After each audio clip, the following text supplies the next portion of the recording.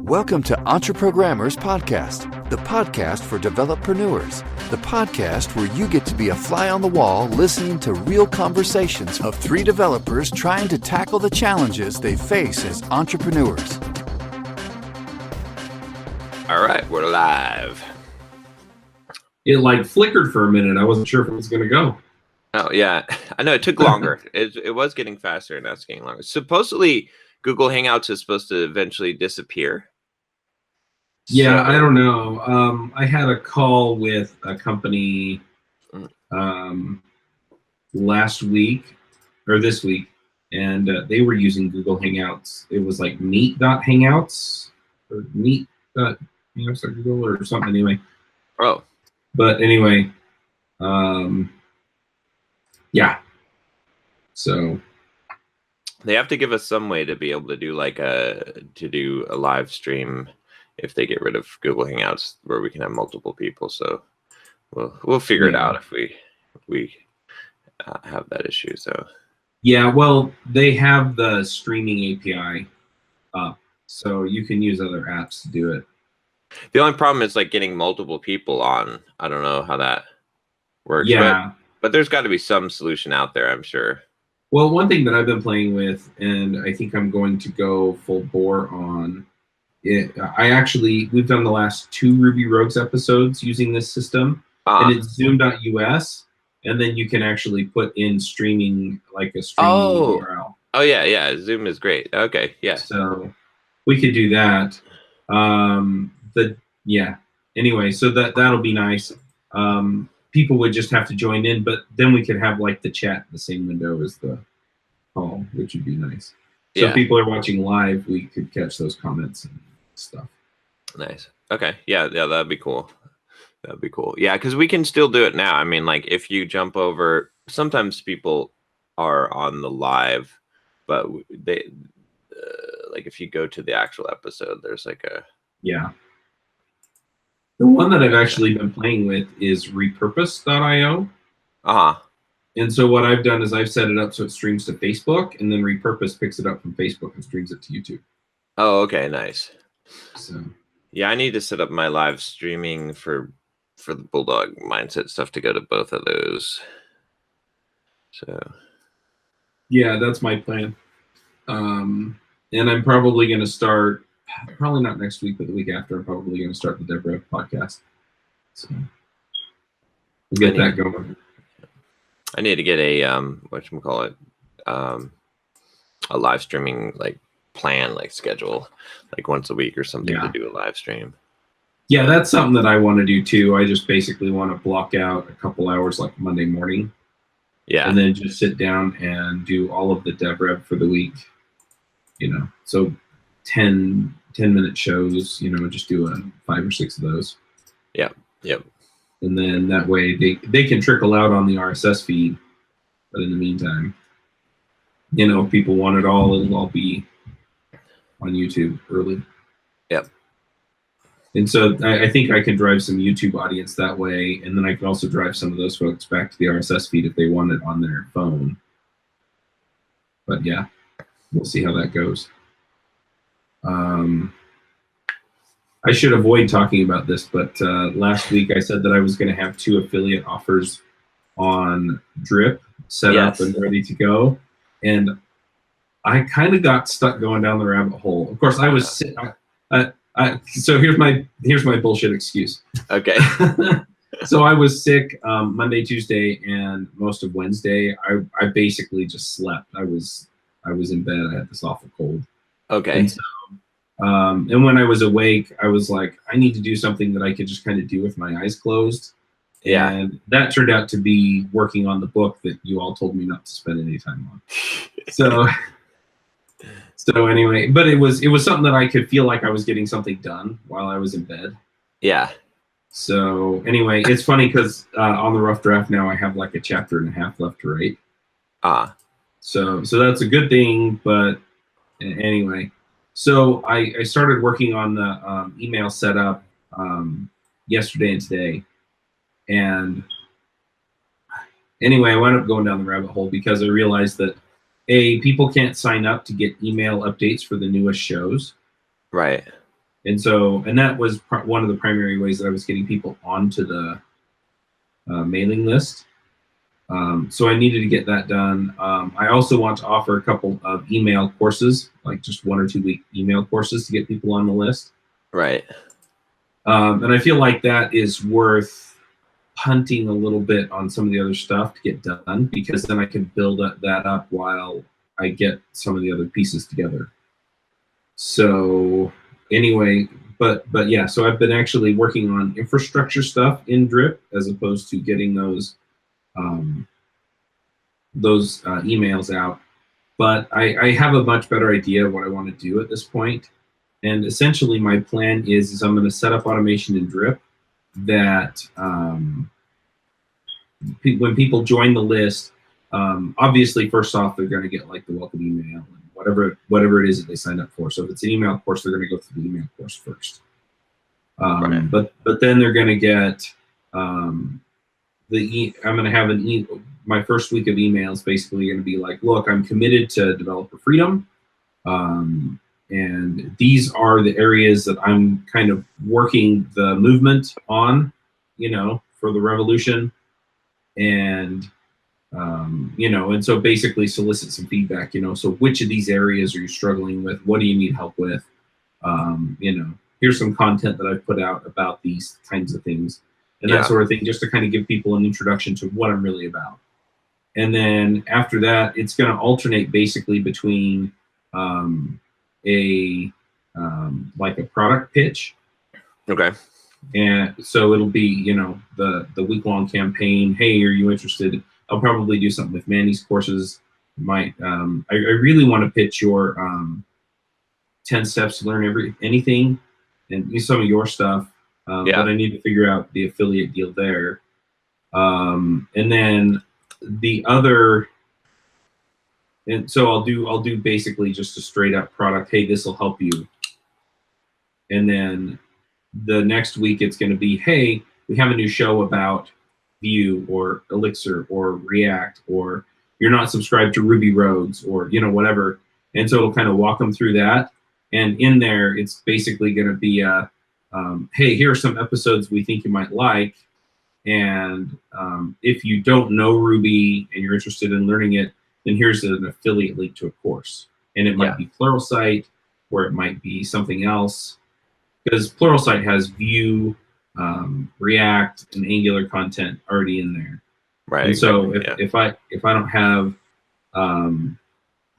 a solid course to offer, or something to like React, I can promote Wes Boss's stuff instead of going to Pluralsight. And I'll probably make more money doing that. But then I can turn it around the next week and, okay, here's another thing.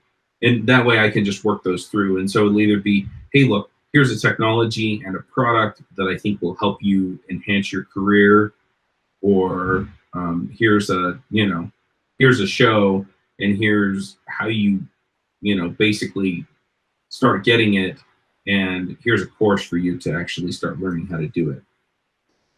And so there will be an affiliate link in there. It just won't be as heavily promoted. Yeah. Okay. That makes sense. Yeah. I mean, I think the plan is good, except the only problem is the execution is poor. You've got to get this. Like, I would say that, I mean, okay, so while you're still kind of optimizing the plan, which is holding you back from getting this done. Right. I think, like, you need to get, I mean, you've got the plan, so get the skeleton in place and get these emails in place like this next week. And even if they're not perfect, even if you can't get, like, have, like, what is, so I'll give you an example. So I've got this content syndication strategy I've been working on, right? Mm-hmm. With Rodrigo, and I've got 3 phases of it. So what I did was, there's a lot to it, so I just made a skeleton phase, like phase 0, phase 1, and phase 2. Mm-hmm. And like, I got phase 0 implemented immediately, right away. Yeah. So you need like a phase 0 of this so that you can get it done, and then you can have phase 1 where you can enhance this so that Right. it's closer to what you want. This way you start capitalizing on the value already, because there's already like you're every week that goes by that you don't have this in place at all, you're missing out on value Yeah. that you could. Yeah. So My phase 0 is essentially make sure that all of the opt-ins on the website work, mhm. so that you can subscribe just to get the episodes, right? Yeah. And then have that welcome sequence for the first week. Right, and just have that welcome sequence for the first week, and just have it pitch some kind of thing. Yeah. Have one affiliate offer in there, then you have some Yeah. kind of value that you're getting, Yeah. that you're capitalizing on. But yeah, no, I like the plan though. It's definitely solid. Yeah.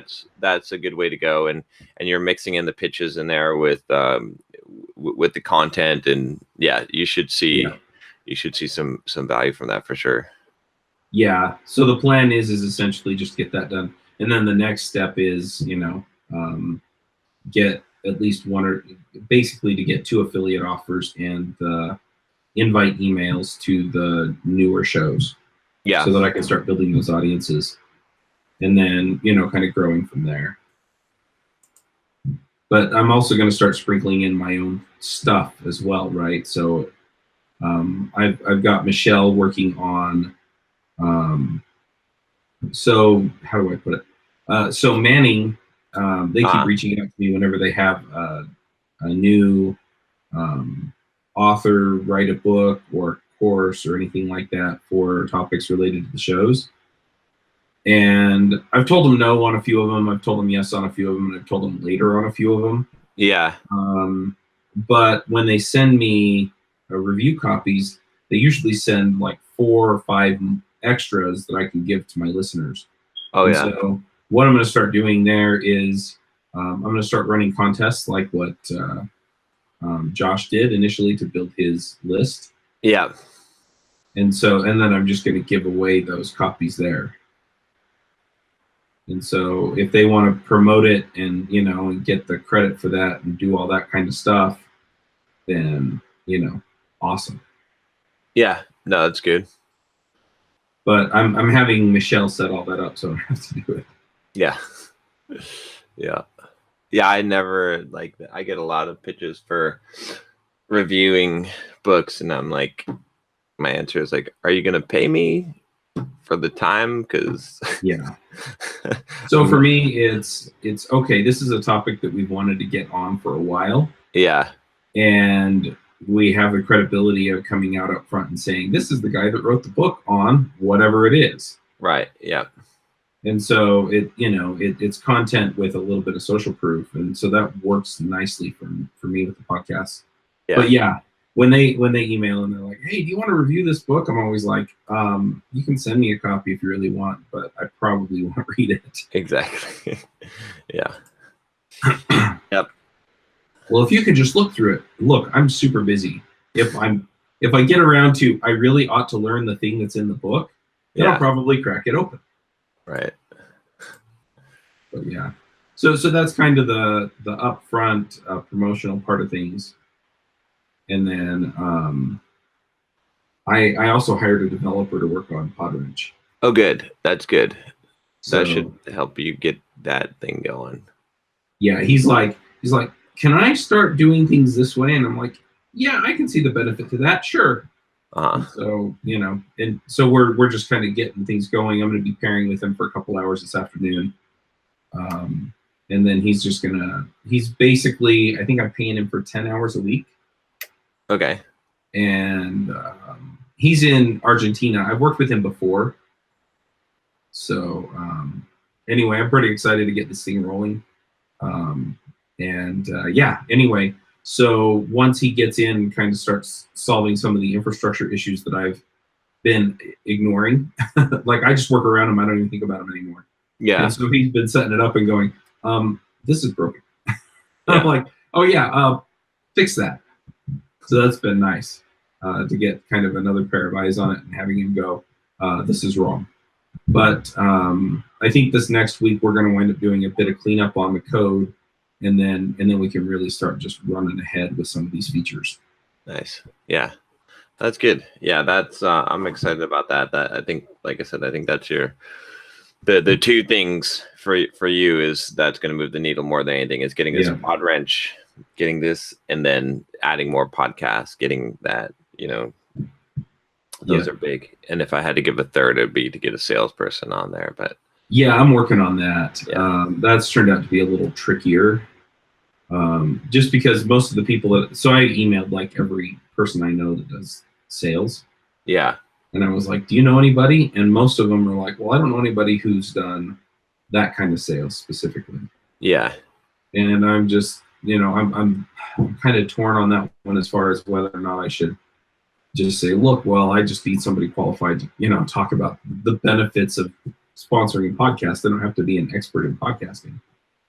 Well, one thing you could do is, like leverage an expert, like a coach or like, basically like someone that you pay for their time. Like, what is that site? Clarity.fm. Mm-hmm. So look on clarity.fm and find someone who knows sales really well and buy an hour of their time or half an hour of their time about how to hire salespeople for, just tell them what you've got and what you're trying to do and see, you know what I mean? I think that's going to be worth it. And using someone else, a coach, someone who's already done this is going to be the best way to go about it. Yeah, that makes a ton of sense. I did talk to a company that you all are working with to put some of the ads that you guys have gotten. I don't know if they're putting ads on your website or in the email newsletters or both. But Josh introduced me to them, and they want to start selling spots on my podcast. But they want like 30% commission, and that feels a little bit high to me. I've talked to a few of my friends that are salespeople, and if you hire somebody and pay them a commission, most of them are telling me top end is probably 15%. Well, here's what I would say about this. I don't care if they want 60% commission. If they make you more money, that's the trade-off, right? Right. So what you can negotiate the commission, for sure, but at the same time, like, okay, so I forget what we said your inventory rate. Like you've got what at any given time 75% inventory that you're able to fill. Lately it's been about 50% is open. Okay, so 50% inventory, that's a lot of opportunity there. So I would, if they're good. That's not by dollar, that's by volume though. Right, by volume, exactly. So one way of looking at it, again, I don't know, 30% might seem a little bit high, but one way of looking at it is will they fill that inventory? If they can fill that 50% and no one else can, right? Or it's better than what you've got now, then it's worth it alone. That's true. And it's easy to pull the trigger on. Right. And they're also likely to get higher prices than you are able to get, right? Because they should be able to negotiate better, right? They should be getting you maybe like 10% higher prices than you are able to get. If so, that's going to pay for a large portion of their commission as well. So it might be worth trying. If they don't work out, you can always fire them as well. So that's true too. But yeah, I'm not sure if I would. Maybe ask for like 25% commission or I already negotiated them to lower than 30. But. Oh, okay. Yeah. Then that, yeah, it's worth giving it a shot. Because you've got a lot of opportunity here with that inventory, and you can always optimize it later, but and the thing that I would look at too with this, I don't know, is if you can get someone if you hire someone to do this to basically, I think you kind of want to figure out what is their process for doing it. Like have them tell you what they're doing. 'Cause this way you would be able to eventually, if you wanted to bring that in-house. Yeah. Yeah, that makes sense. But it sounds like they have connections with a lot of the companies that I would want to target, and some that I haven't even heard of that are out there advertising in the space.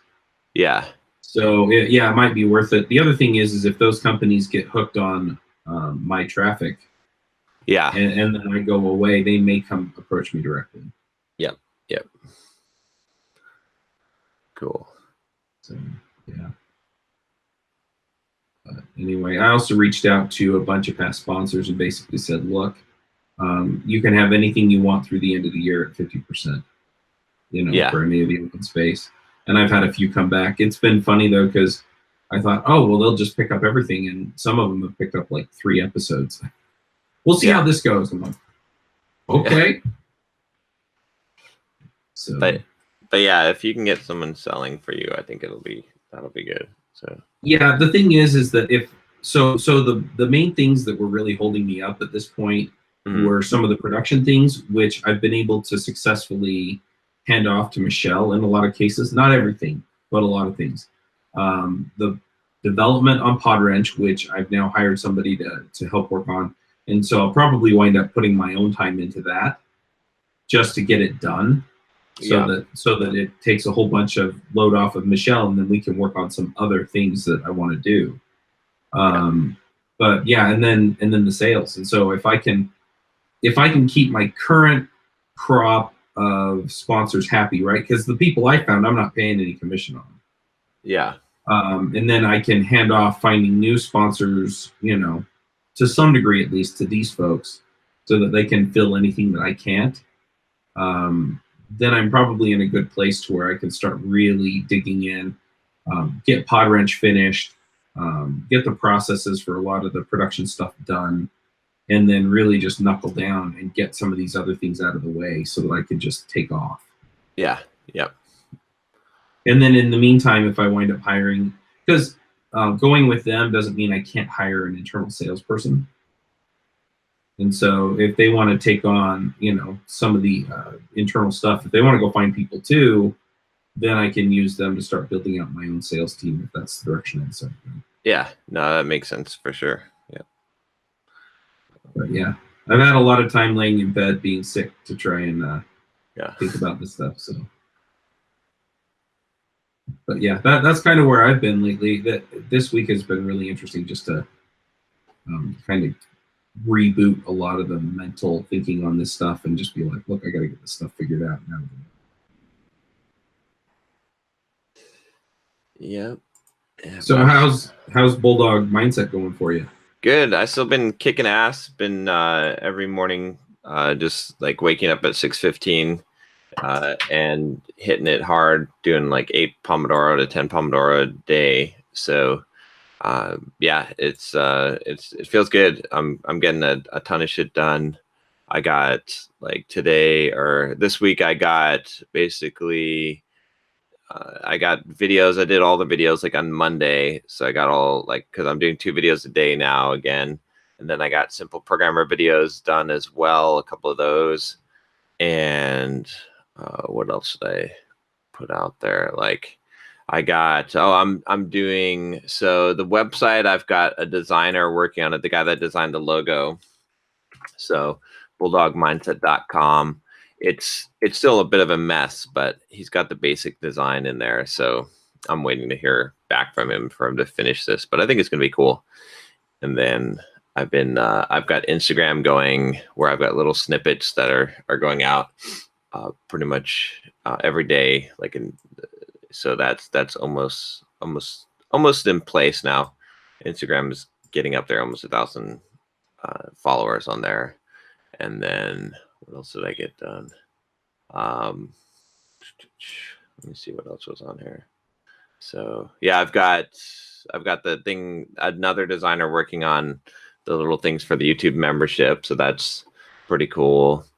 And I've been optimizing like YouTube a lot of ways. Like, so I've got now the descriptions for all the YouTube videos are really like good. They're clicking through to playlists. I optimized the simple programmer one as well. And then I've got some series planned out that I'm going to do for YouTube that I think will be good. Set up the Facebook page for Bulldog Mindset. So that's pretty cool. And I ordered some stickers. Nice. And I'll probably sell those stickers. Actually, I was thinking about I could probably do like fulfillment by Amazon and sell them for $5 each. I think that'll probably be a good thing. And I've got a formula now for recording the videos that I'm gonna start going through to make the videos better. And what else did I set up? So I've got the email sequence going. I'm still working on some pieces of that, but yeah. And then I started a new real estate deal. I'm doing some like syndicate deals. So I invested with this local company here called Maverick. And I'm probably going to do some marketing consulting with them as well. So, because they want to build up their brand and their YouTube presence. So I'll probably be doing coaching with them. So it'll be a good relationship. But I put about $100K into one building. I'm putting another $100K into this nice, really cool building downtown San Diego, like a historic building. Oh, wow. So I think it'll work out good. I think it's like a syndication deal. So basically I won't have to do much. Like I won't have to do anything. I'm just contributing the finances for the deal. And then the cash flow is probably like 5 or 6% on the money. And then, they're long-term making improvements. So if this works out, it'll be a good way to, because I've been getting annoyed with my property management on my residential real estate. It's just like so many expenses and just pain in the ass, and they're ripping me off. And so this will be a better alternative if I can start doing these deals. So yeah, and I just don't have the time to do my own deals like right now. Like I don't want to go and like look for, this guy that I'm working with. He's like really good at finding good deals and improving the properties, and he's interested in that. I'm more interested in building the business side. So yeah, so that's pretty good. And then I told you guys about the Tesla last week or so. I think I ended up I put like a choking stop loss on the deal. So I bought those options. I bought like $20,000 worth of Tesla options, and before the earnings came out, and then the earnings came out and it shot up. So I ended up making like I ended up selling the deal like after I put it like so that if it dropped 25%. So at one point I was up like 60K on the deal, but I ended up selling it up like 42 or 43,000. So not too bad for like a week worth of holding on to the options. So nice. But since then Tesla's gone up some. So, I could have made another 20 or 30K on it, but hey, I'm pretty happy with making a 200% return in a week. So. Oh yeah. Yeah. You can't be sad about that. Yeah. So trying to think what else I had going on. The marathon is in 1 week. So that'll be fun. And someone actually from my audience actually found out I was running it. It's like, oh, I'll sign up for the marathon. So he's signed up and he's going to run it as well. Nice. So that'll be interesting.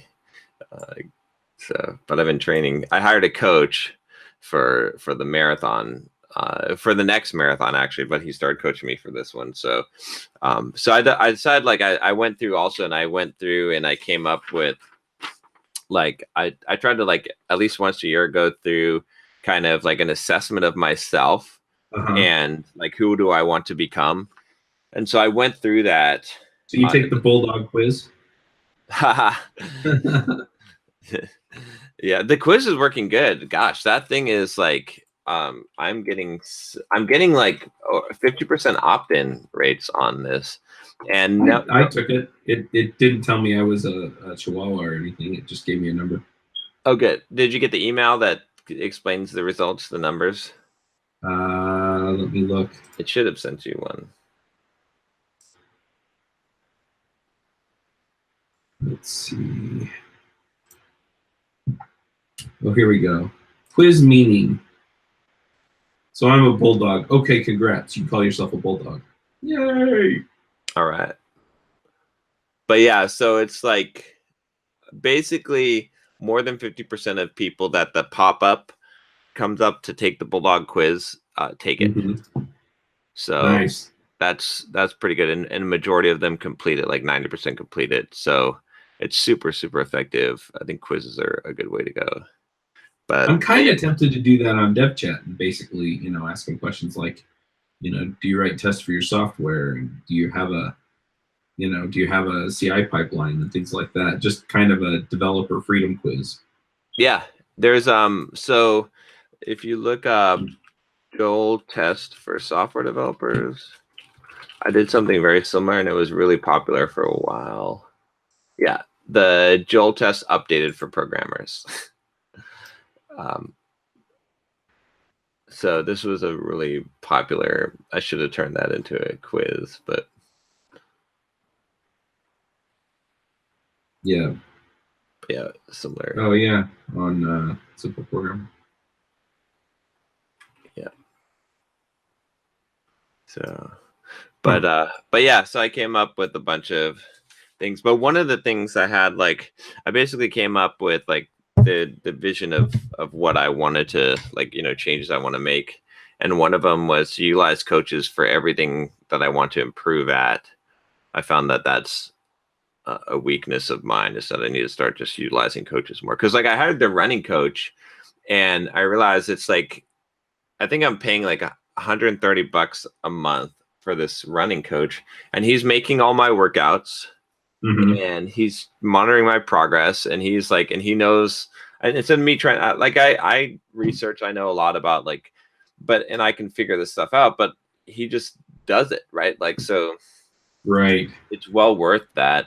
And I was thinking about, for, you know, for some of the other things that I want to do, just, I need to just start hiring coaches. Like, you know, if I want to start improving SEO, you know, just hire someone to coach me to do that, and then I can work on that. And so, but yeah, I'm kind of getting to the same point. I think my current round of just business coaching was kind of where I needed to do first. Yeah. But that deal's up in December, and he's really gotten me, you know, down on like mission, vision, values. Here's how you implement. Here's how, you know, here's how you do all the things to, you know, get your business in line. Has been really good for me. But yeah, I'm definitely tempted going forward just to say, look, these are the areas I need to focus in. So like you said, SEO. So I'll pay an SEO coach to coach Michelle and I on that stuff. And that way I understand it, but she's the one actually implementing it. And just stuff like that throughout the business. Yeah, it's worth doing. I always forget the power of just paying someone for coaching. You know, it's well worth it. So, well, and then I don't have to spend a bunch of time figuring this crap out. Yeah, like I just do what they tell me to do, and if I have questions, I just ask them. Exactly. Yeah. There's something about giving that responsibility. I mean, you can't delegate all, but there's something about that. Like for my running, I'm like, well, all I have to do is do what the coach tells me to do, right? And it's like, I mean, I know that I should probably be doing interval workouts, right? But I'm probably not going to do it myself. I'm just not planning it. Like I feel like it's a hassle and whatnot. But like for Wednesday, my running coach had me running, you know, 5 sets of 7.5-minute mile like intervals, and that was on the schedule. So I had to do it because that's what was on the schedule. And so it'll benefit me because I am just going to follow what he says to do. So yeah, I think it makes a lot of sense in a lot of areas to have the coach, because then you can just follow the thing. Like you just do what you're supposed to do. Right. Yeah. So yeah, I'm wondering if I can find a running coach in Utah, because I would like to get up in better shape. And I've been going to the gym and just doing like, it's kind of like Couch to 5K, except it's a 10K on my phone. And that's probably good enough for right now. But yeah, once I get serious about, okay, I am serious, but once I get to the point where I'm actually like really putting in some miles, I'm probably going to want somebody to, you know, help me not screw myself up. Yeah, no, it's a good idea. I mean, if you get a running coach and even like or like someone to just like give you your diet, right? In fact, I need to just do that, even though I know like I should just do that part too. But and then you just, you know what you're supposed to do, and then you just do it. Like for some reason, when someone else tells you to do it, you know, I don't know, maybe it's the accountability, but yeah, they just follow the plan and just do what they say. But But yeah, I'm pretty happy with the way things are going. I'm waiting for a stupid. I recorded that audiobook like last week or the week before, and Amazon or Audible still hasn't released the audiobook. I've got like emails ready to go. I thought they were releasing those like right after you recorded them or something like that. Before. They approved it, but it's stuck in this like getting ready for retail. I don't know why, but I guess I could ping them and bug them about it. But yeah, it's like if I look at it right now, it says headed to retail. So they're shipping it out to Barnes and Noble. Apparently. But podcast is up and running, so that's good. Most of the Bulldog Mindset stuff is going. Good deal. So what does your sequence look like on Bulldog Mindset? Like my email sequence? Yeah. Good question. So right now it's a pretty simple one that I've got. I actually had to like move people off because I realized that I wanted to have just like a nurture sequence that was separate from like the quiz, because people could come in from the quiz or they could come in from the book download, but I want them to basically get the same emails after that. So I've basically got a campaign. So if you come in through the Bulldog quiz, then you get that email that tells you what your Bulldog score is, right? Right. And I don't think that pitches anything. I'm trying to think what's in there. It's just the quiz results meeting, and then it's got, it pitches the book if you haven't already gotten the book, and then to share the quiz with your friends so you can get their so surprisingly the open rate on that new one is only showing at like 58.8%. That's weird. So on the old sequence, I thought there was more. Okay, so there's that one. Then there's the Bulldog playlist. So if you come in through the book, then you get an email that is basically just the download. Oh, that one has the highest open rate. So yeah, so it's the resources, and so you get that thing. That's got like a 90.2% open rate actually. So that's pretty good. And then both of those take you into the nurture sequence, and the nurture sequence is, the first email is, "Are you mentally tough?" Right. And that one pitches Manny's course. And then the second one, that's a lot along the lines of what I want to start doing too. Yeah. Yeah. And then the second one is basically the most common question I get asked, and what exactly is the Bulldog mindset? So that one is really just, it has some of the YouTube videos, and it's got a like the blog post I wrote on what is the Bulldog mindset is in there, but it doesn't really pitch anything besides it's just to get people looking at the content. And then the third one is want some help becoming a Bulldog, and this one is the one where I pitch the coaching. So and then the fourth one I just added, I thought this was cool. It's called "You Can Learn to Do a Backflip," and one of my friends, Dan Martell, had this video of his son like doing a backflip, and he had it like numbered all the tries right from 1 to 260, and on his on his 260th try he basically mastered it. And I thought that was cool, so I wrote this this post about just like how you're basically like 260 tries away from being able to do a backflip. Like even like that's pretty amazing. Like that's like, what I mean, when you think of it that way, that's you would think it'd be much harder than that, but that's it, right? It's like you could do like 15, 20 tries a day, and you'd be there like in a couple of weeks, you'd be able to do backflip. Like how crazy is that, right? I mean, so, or even if it took you 300 tries, it's not that much. So how, so many things are like that. So that one I'm kind of pitching like the whole idea of trusting the process, because that's what trusting the process basically is. So that brings them into the YouTube again. So yeah, so it's basically that, and then I'll probably write a new email tomorrow. I mean, next week. That will be probably more of a pitch again. So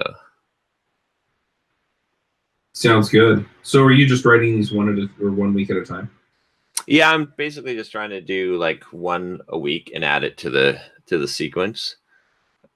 So that I can, I'm trying to make everything basically be the sequence rather than, I think one of the things I made a mistake with Simple Programmer when I first started the email list was I was doing a lot of broadcast emails like every week, sending my email of the week.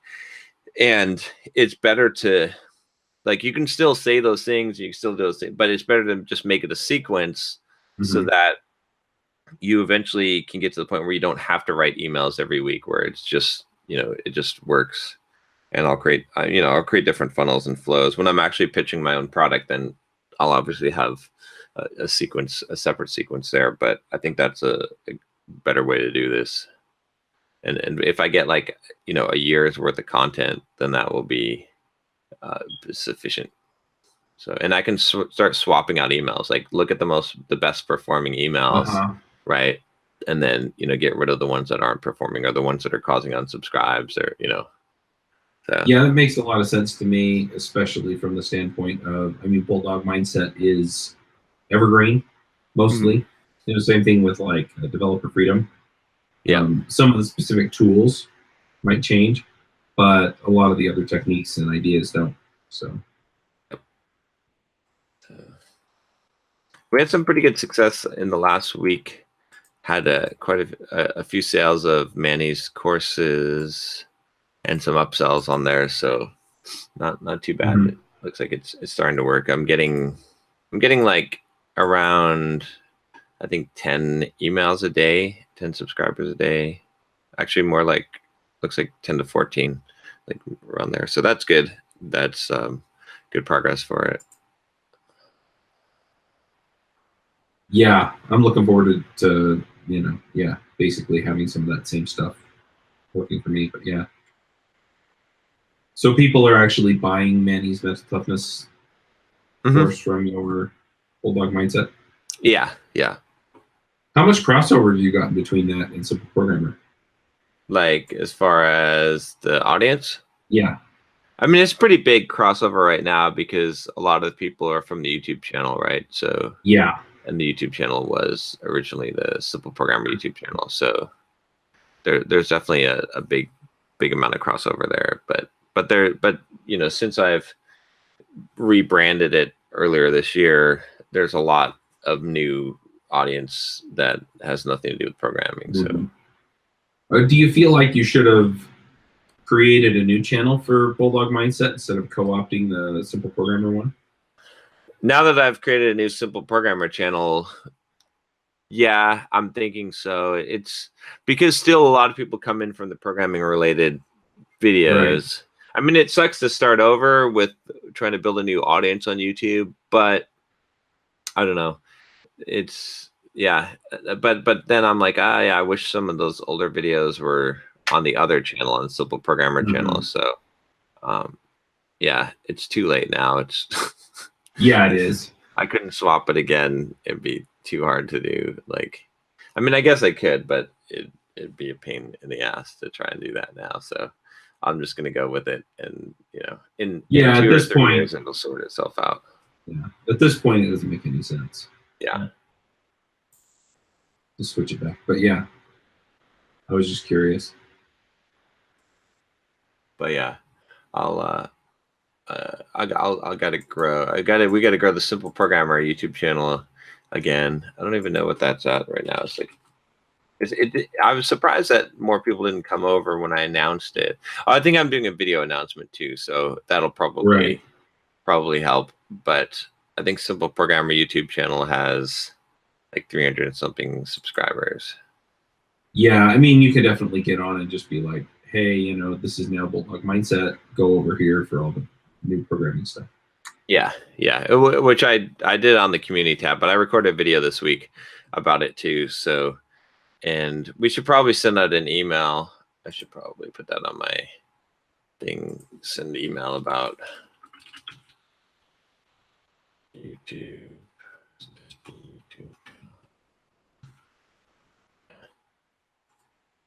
Yeah.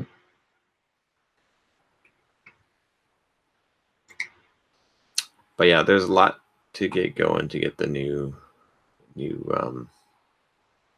brand up and running. So yeah, that makes sense. One other thing I'm curious about with the situation with Simple Programmer and you and Josh is, Josh keeps talking about how since you're not there, it's kind of hurt the brand. Now that you're kind of coming back a little bit, do you find that it's starting to revitalize that? Because I was never completely convinced that that was the core of the problem. I don't think that's the problem. So we did the membership drive, and we didn't sell any more memberships with me, pitching it, right? Like, and with me being somewhat back and doing like the live stream. So yeah, so I don't think that that's really the issue that much. So yeah, I mean, yes, it's hard to say too, like, right, because a lot of people don't know who I am now because they're new to the right, and so I don't know. I mean, we'll see what happens. We're also now using as the opt-in the blogging course, which I feel like that is going to make a huge difference because the people that come in through the blogging course, they're already like more committed. They've already done more. They've gotten more value, right? That's just a highly valuable course to get. So we'll see. I think eventually those people will become better buyers and stuff. So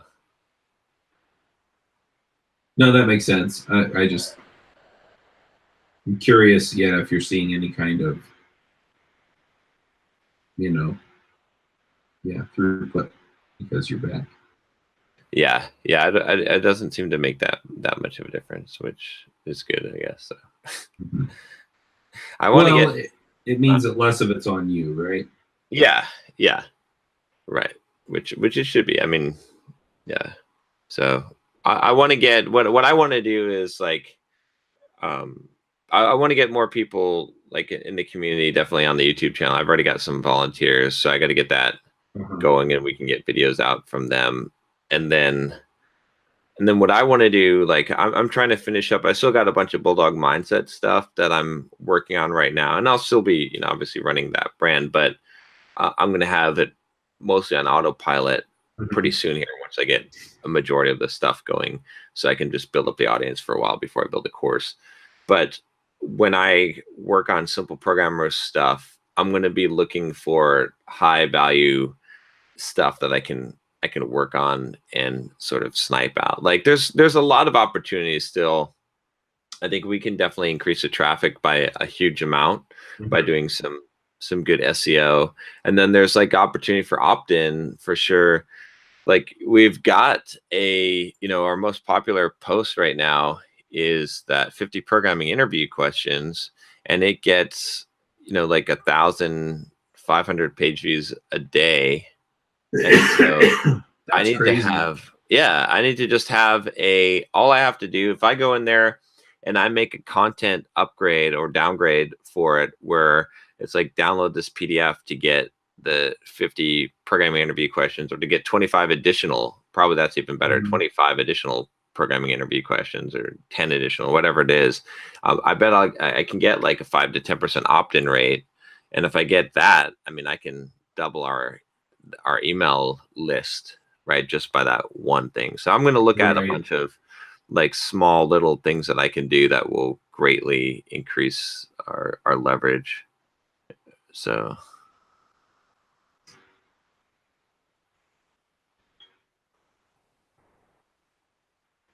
but I think that's what we're missing out on. It's just like it's little tweaks that we need to make to fix things.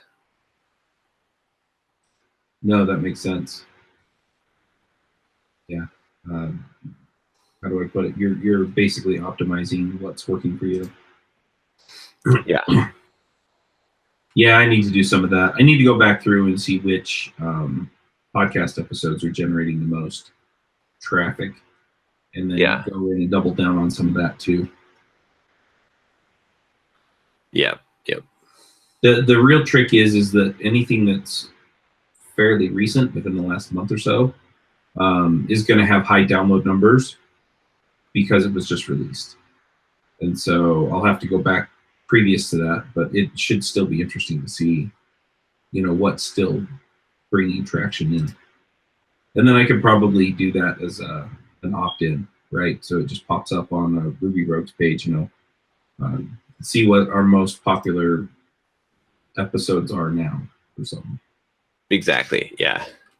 Yeah. See, I did, I mean, like, again, it's a lot of it is just applying that 80-20 rule, right? So like I've been doing the same thing like with YouTube. I'm looking at, okay, I've got a video that is producing like a huge percentage of the traffic, and it's a stupid video. It's the iPhone, like how to fix the sound on your iPhone. But if I look at the cards on that, I can go in and I can, if I optimize those cards so that people click those cards, which is what I went in and did, small tweak, then I can send them to Amazon, right, for an iPhone cleaning kit, and maximize the revenue on that, or get them to subscribe. So it's those little things. You just got to find where is the where do you have the highest leverage points, I think, and that's your best option. So yeah, makes sense. Huh. Well, I've got a lot to think about. Yeah. So what are you working on next? Let me see what I got here. I've got schedule. I've got to get another blog post done. I'll probably get that done today.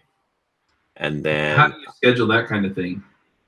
Like, how do I schedule? What do you mean? Yeah, do you just block out time for it, or?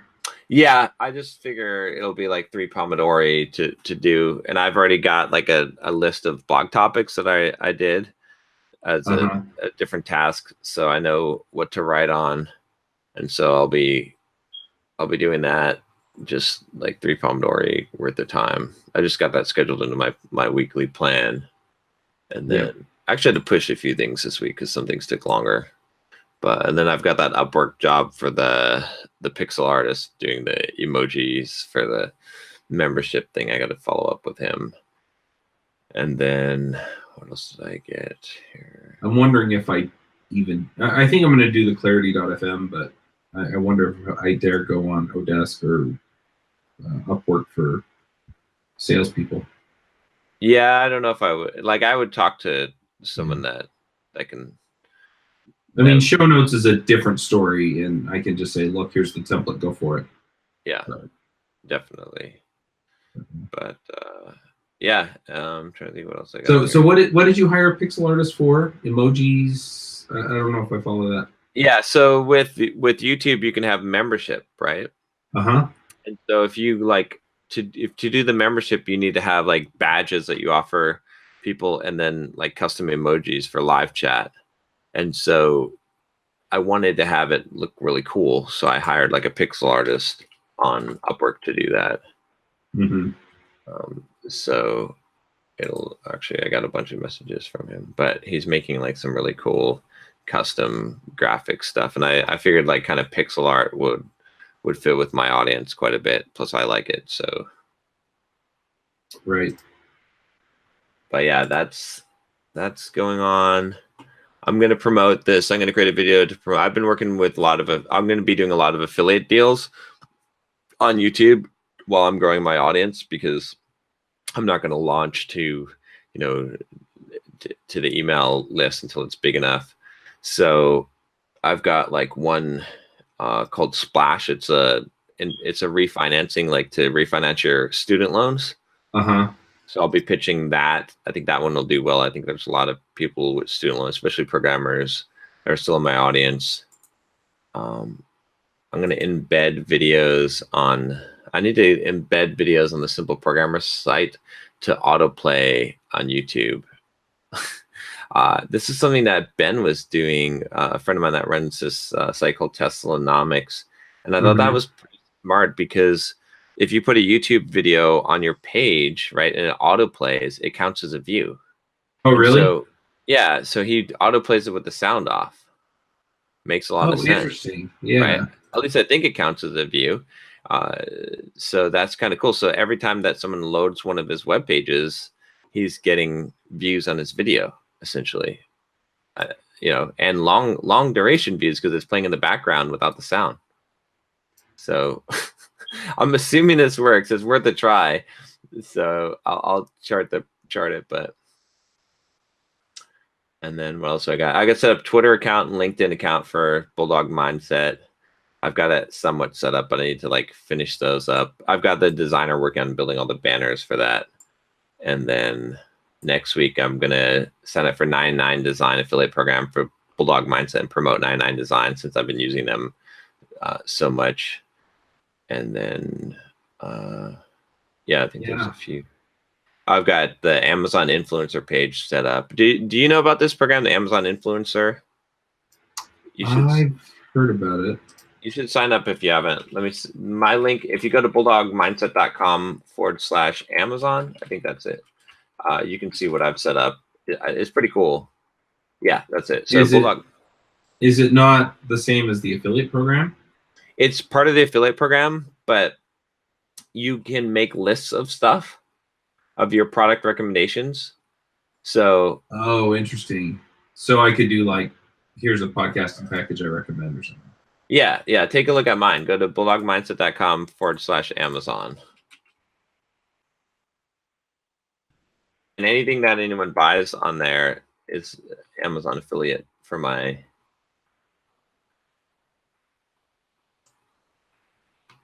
So interesting. Yeah. Yeah, it's pretty cool. I like this. So I'm going to start promoting that. And then like when you talk about something that you promote, you can just link to this, which has all of your stuff.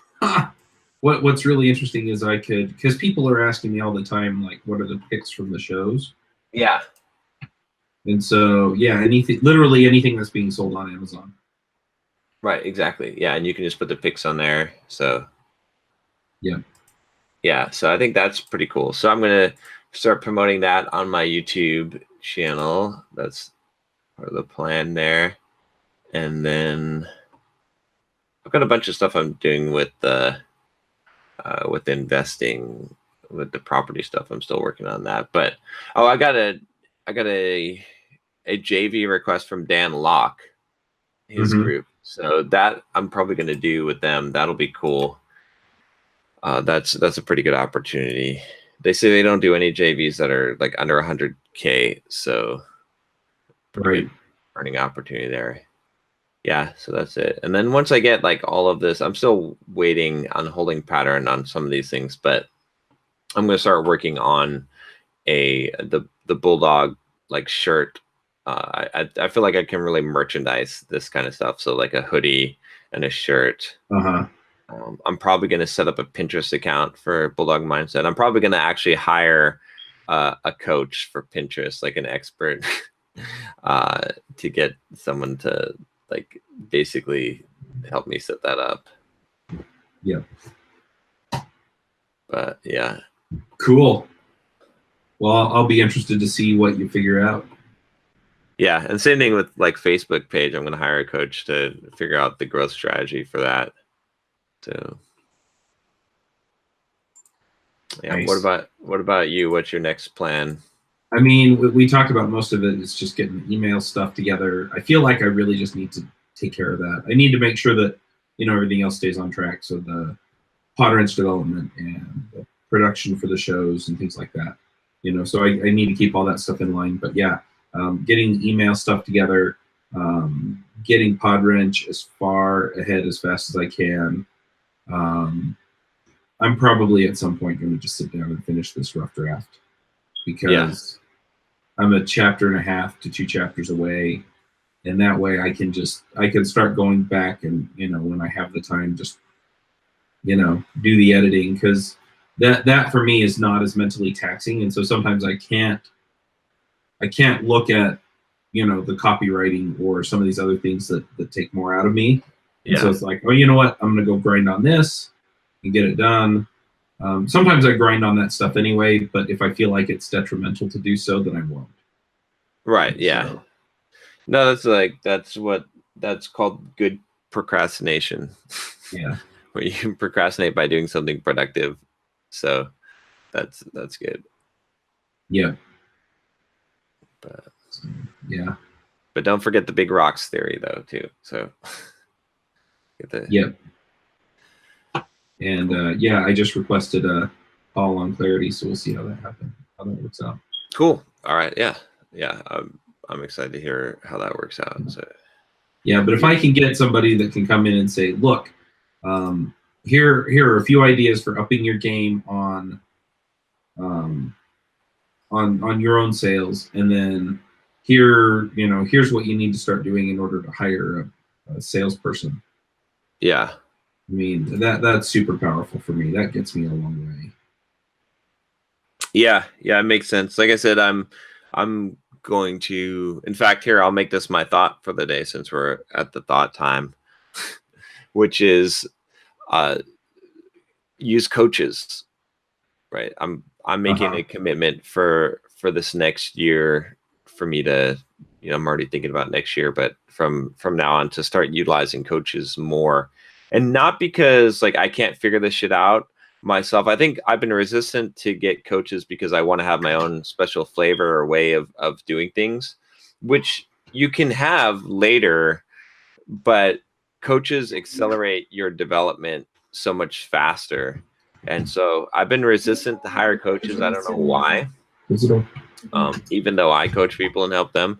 But I think hiring coaches is the hack, right? This is Manny. If Manny were here, he'd be cheering about this because he always talks about this idea. But I'm going to start hiring coaches more, and I think that it just is a good life hack, is that you should hire coaches for the things that you want to do, so that you can learn them fast, because someone knows the answer already and they can just like tell you what you need to do, and then you can always you can learn from them so much faster than researching all this stuff. And and also just that delegation of responsibility, like we've talked about this idea before, I think, on the channel, of like wearing the multiple hats, like the CEO hat and then the worker hat, and how it's difficult. But if you can get someone else to wear the CEO hat for you, it makes it easier to wear the worker hat and to get the shit done. Like, you know what I mean? When I have a coach that says, this is your workout for today, you need to do these, these intervals, and you need to run this many miles, I'm either going to do it or not. So that's the thing, is like I'm going to run those miles. So well, and I think you get to the point where you're trading dollars for hours. And initially, you have more time than you have money. And so you wind up figuring out a lot of this stuff on your own, right? Or you'll find somebody to mentor you that doesn't cost you very much, if anything. Right. But, you're in a position now to where you can afford to pay the coach and then get the benefit. Yeah. And, I've gotten to that place more or less at this point. I can't do it all the time with everything, but with more of the things that are going to pay off for me, I definitely can. Yeah. And so that's it. It's like, hey, SEO, right?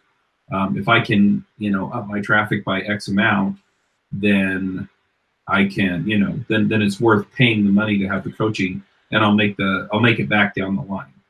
Or, some of these other things that are related, like sales, right? So I can drop $100, $200 on a clarity call, and I can get the coaching, and I can get somebody to kind of nudge me a little bit further down the line, and so then I don't have to figure that stuff out. I don't spend hours and hours and hours doing it. And if I can hire a salesperson here within the next few weeks, then I get that payoff, and before it really impacts my bottom line. Yeah. So yeah, you kind of get there eventually. I know some people are listening and they're going, I don't have any money. And yeah, you just have to evaluate that. If I put this money in, is it going to come back around? Is it going to come back around fast enough for me, for it to be worth it? And eventually you get to the point where it's like, this is a no-brainer to pay for this. Yeah. So, where sometimes I'm still, I'm still watching cash flow.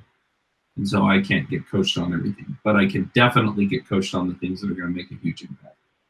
And some of the things there's like, I mean, even like for the running, I was like, it's so damn cheap. It's like, why didn't I have a running coach before? At $130 a month. You know what I mean? I mean, I guess running, there's a lot of people that can do running coaching. So it's not, but that's so damn cheap. It's like, it's well worth paying someone that amount of money to like, you know, like I'm spending all these hours running and trying to like improve my performance. I might as well be, you know, spend a little doing bit the of things money. you know are going to pay off. Yeah, exactly. So yeah, that makes sense. Very cool. So is that kind of your thought? Is hire a coach? That's my thought. Hire a coach. Yeah, my thought is just going to be more along the lines of the productive procrastination. Mm-hmm. Now, you have to be careful because you can use this as an excuse not to get the stuff done that you need to do. But the flip side of that is that a lot of times what happens is because I let my mind relax while I'm doing some of the other things like writing the book, then I can come back to the other thing and I can nail it down. And then I don't have to deal with feeling guilty that I didn't get anything done for the last few hours. You know, I just jump right back in and hit it again. So, you know, a lot of that thinking, you know, it paid off for me because this week was honestly not my most productive week. You know, I slept a lot Monday and Tuesday just because I had this terrible cold. And you may still be able to hear that I'm a little bit congested. But the payoff was that I made progress on something that was important to me. And then I could get in and handle this other stuff. And then the other, I guess I have two thoughts, because the other thought is that once I started working on email stuff, I realized how critical it was. And so I'm letting it preempt something else that's also pretty important. Yeah. And so sometimes you have to make that call as well. Yep. And that's okay. Just make sure that other thing that you had on your docket gets rescheduled to next week instead of whenever. Because if you reschedule it to whenever, you're never going to get back to it. Exactly. Yeah. Yep. All right, cool. All right.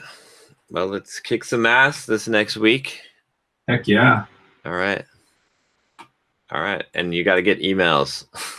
I'm probably just going to do that this afternoon. Okay. Sounds good. And then I'll pair with my programmer, and then we'll see where we wind up from there. All right, Chuck. All right. I'll see you later, man. Yeah, bye.